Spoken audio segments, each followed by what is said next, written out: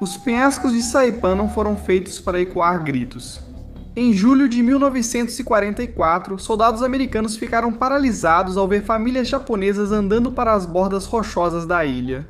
Alguns se abraçavam, outros rezavam, muitos choravam, e então pularam um após o outro.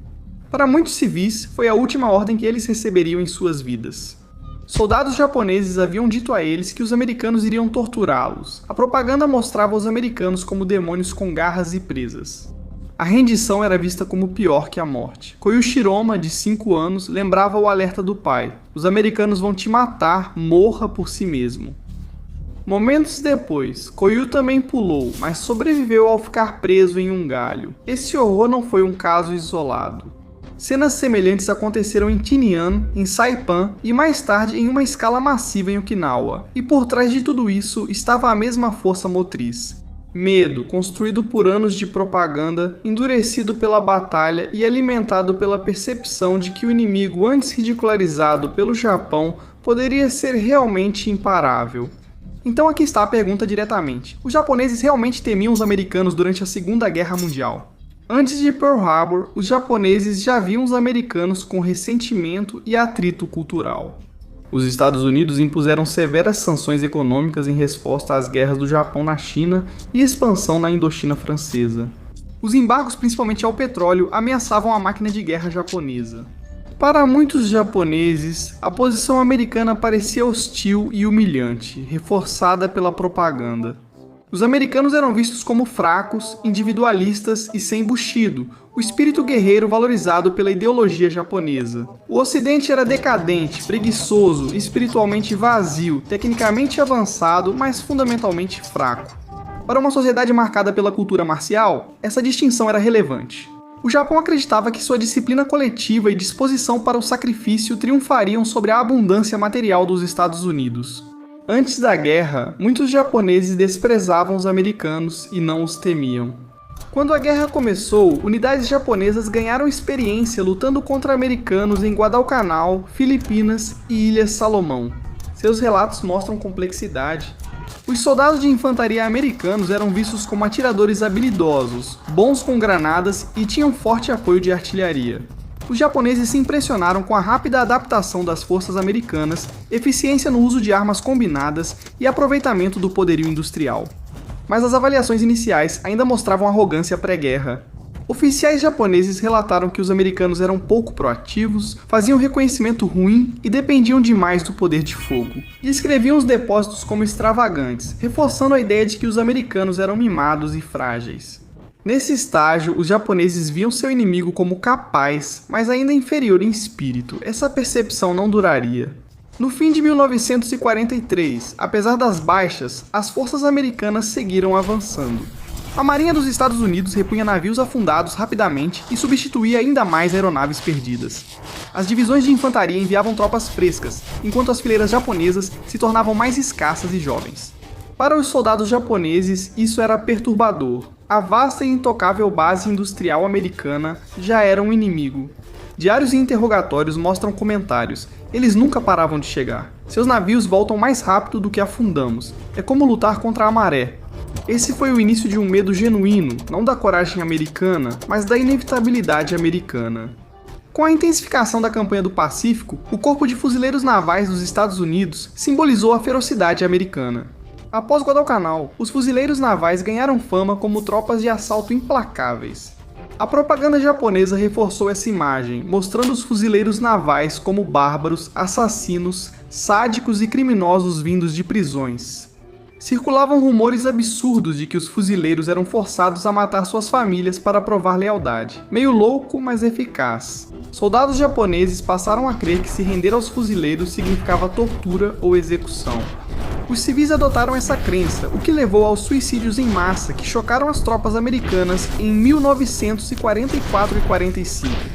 Quando as forças americanas chegaram a Saipan, o medo da população japonesa estava no auge. Após intensos combates e uma última carga Banzai, os japoneses foram destruídos. Condicionados por anos a ver os americanos como monstros, os civis agora enfrentavam o destino que acreditavam ter. Centenas, talvez mais de 1000, optaram pelo suicídio. Soldados americanos relataram as cenas incrédulos em seus diários.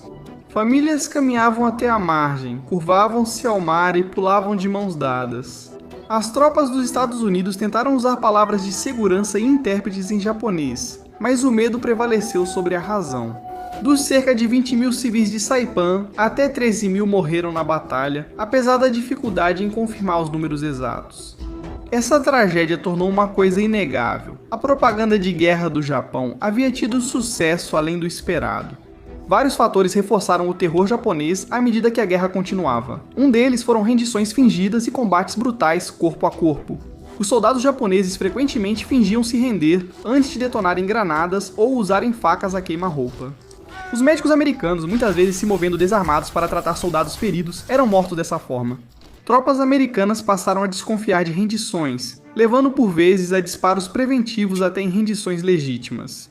Para os japoneses, isso parecia provar a selvageria americana. A coleta de troféus, porém, não era generalizada. A coleta de crânios, dentes e orelhas por militares americanos chocou japoneses e o alto comando, que proibiu rigorosamente a prática. Civis e soldados japoneses ouviam rumores, em sua maioria exagerados, de que americanos coletavam partes de corpos como troféus. Com o clima de desumanização, essas histórias se espalharam rápido. Quando a mídia divulgou essas histórias, a rendição pareceu ainda mais impossível. Outro motivo era o poder de fogo americano. Nada causava mais pavor que a artilharia americana e o bombardeio naval. Diários japoneses relatam o poder devastador dos canhões navais dos Estados Unidos, bombardeios noturnos que impediam o sono e projéteis constantes. Para soldados acostumados a valorizar o espírito acima das máquinas, essa exibição de poder industrial era psicologicamente devastadora. Em 1945, a Guerra do Pacífico virou um ciclo de terror e o Japão ensinou que os americanos eram monstros. A atitude dos soldados japoneses aumentava a desconfiança dos americanos. As respostas dos americanos confirmavam os temores japoneses, justificando mais resistência e brutalidade. Ambos deixaram de ver o outro como totalmente humano. Okinawa, a apenas 340 milhas do Japão, foi a última e mais sangrenta batalha do Pacífico.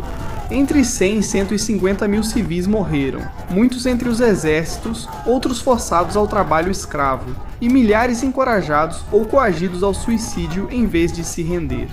Ao analisarem as baixas em Okinawa, estrategistas americanos concluíram que invadir o Japão poderia causar milhões de mortes entre aliados e japoneses.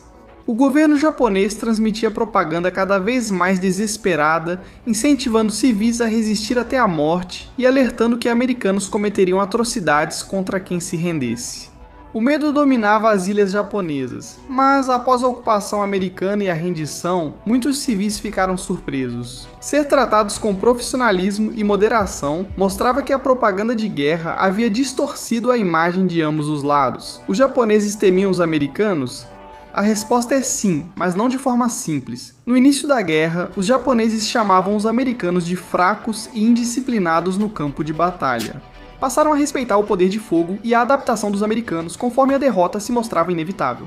Esse respeito virou medo da força e brutalidade americanas, com pesadelos alimentados por propaganda que levaram milhares a preferirem morrer do que serem capturados.